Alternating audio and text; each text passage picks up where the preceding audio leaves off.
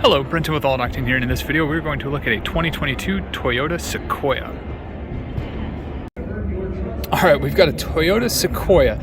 They start at $50,500. This one is priced up at $72,708. Let's go try to find out what is worth $72,000 on a Toyota Sequoia.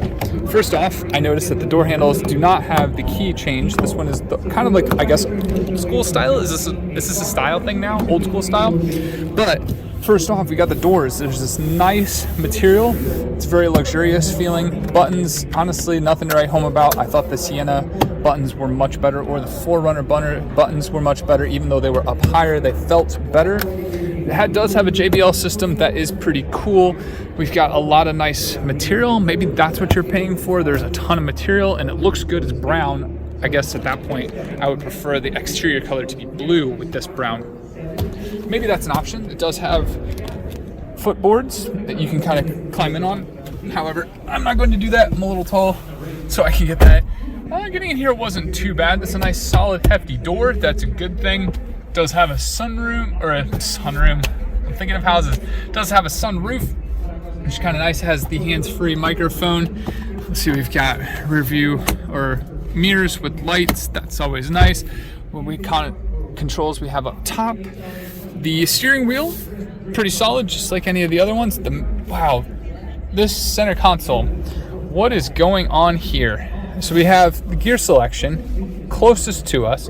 That makes sense. That's kind of logical, but it kind of harkens back to the old school kind of Supra. I guess Toyota made that one, where you have climate controls facing the driver, and then this is a split up center console. Ergonomically and aesthetically, this doesn't please me at all. It does have 4 high, 4 low, I'm guessing. It's got suspension comfort levels. We've got the 4 high, 4 low based on buttons. That's good to know. We have the buttons there. We've got the USB outlets. Wow, I'm just kind of blanking because I'm just so confused. We have 3 cup holders. That's not too bad. Looks like there might be 1 or 2 more in the door over on the passenger side and 1 or 2 on the door on this side. It does have a nice large center console storage. You can hold some papers and stuff in there. USB, or not USB, but a power outlet in there. I don't know. I'm not seeing where this is $72,000 worth of vehicle. I'm a little unimpressed. I guess I kind of like the black dials on the dashboard. Those are very hard to see. That's kind of cool. But there's just a lot of unused empty space in this area that could totally be utilized for much more stuff and more cup holders, more storage, purse storage, something. I highly doubt the drivetrain is under there fully. I feel like they could do kind of like what the Sienna does and have like a purse storage. Also, they need to tie this in better together. I feel like the screen was an afterthought. There's a lot of nice HVAC, which is great, or climate controls, which is great. But we've got 5 buttons that seem mismatched, because that button doesn't match the rest of these. This button does match this, but it's on this side. This is a forgotten about vehicle. The Sequoia is forgotten about, and you can tell. You can tell that it has been forgotten about. There's not a lot of thought that's been put into this. I can definitely tell they're just refreshing it to just kind of keep pushing it along. And they probably sell a ton of them. I don't see a super amount of them out on the roads, but they probably sell enough of them to warrant continue making them and continue asking the price that they do. It is certainly not a Land Cruiser, and I know they stopped making that in the American market, so I guess this is the next best thing at the next best price point. I'm not really sure, and I'm not really digging it. I know the older ones were kind of nice, but it would have to drop drastically in price for me to consider something like this. I would honestly prefer the Sienna over the Sequoia. Let's hop in. All right, so I've jumped in the back of the Sequoia. The back is a lot better than the front. There is a ton of space. They've got some cup holders. They've got a very, very detailed passenger climate control and other types of control systems. Looks like they have a yellow outlet. Yep. They have auxiliary outlets for, I'm guessing, that's what you're paying for. A Blu-ray player. Who puts DVDs in their car still? I guess people still put DVDs in their cars. They got a memory stick ejection.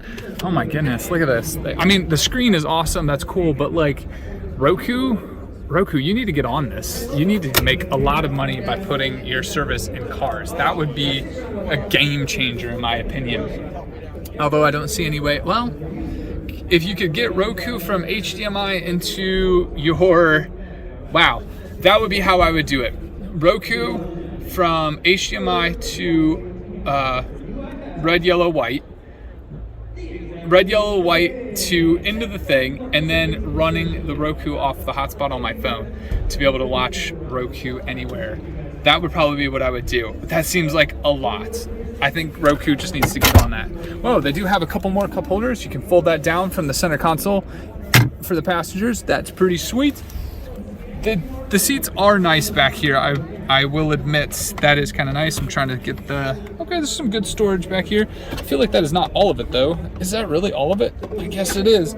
So they must have some sort of HVAC for the third row in here. Possibly, that might be what it is. There is a lot of space. I was able to comfortably sit in the front. I'm able to comfortably sit in the middle. The question would be, can I sit in the back? And should I try? All right, here we go. This is not the way you're supposed to do this. Actually, I don't know if I should do it that way I was thinking. All right, I'm gonna jump out and I'm gonna refilm. Okay, so I've slid that forward. I'm gonna use the running board to jump in, and I'm gonna go in the back.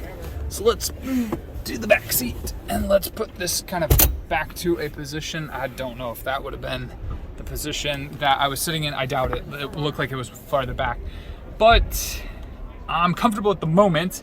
Couldn't say that if it was all the way back.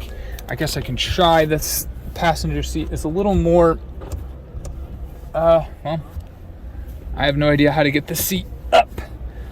That button, I guess no buttons. All right, so I have no idea how to do that, but I am comfortable back here. There's a lot more headroom. This is not bad. From a driver's perspective, I don't know if it's worth the $72,000. From the passenger's perspective, it's not that bad. There's a little bit of cargo space. We'll head back there in just a second. There's a lot of cup holders. We've got them right over the wheel wells here. Not really sure. Oh, there's some storage right there. That's pretty cool. We've got more storage right here. That's very nice. There's same thing on the other side. It's all not too bad. But again, $72,000 worth. Nah, let's head to the back. All right, so this is the back storage area. It's very high compared to the other vehicles. You can see my knee height. It's up at my knee, past my knee height, and then the storage area itself is pretty high.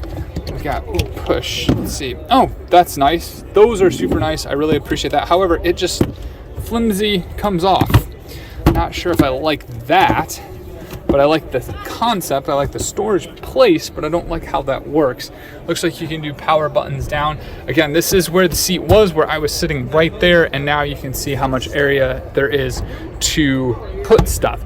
Not too bad, but if you're going on a long road trip with the 2, 4, 6, 7 passengers that this thing can hold, this will probably not hold 7 people's worth of luggage. It does have a power assisted lift gate and no things on the door to pull it down. I don't think a Sequoia is worth $72,000. Just my opinion.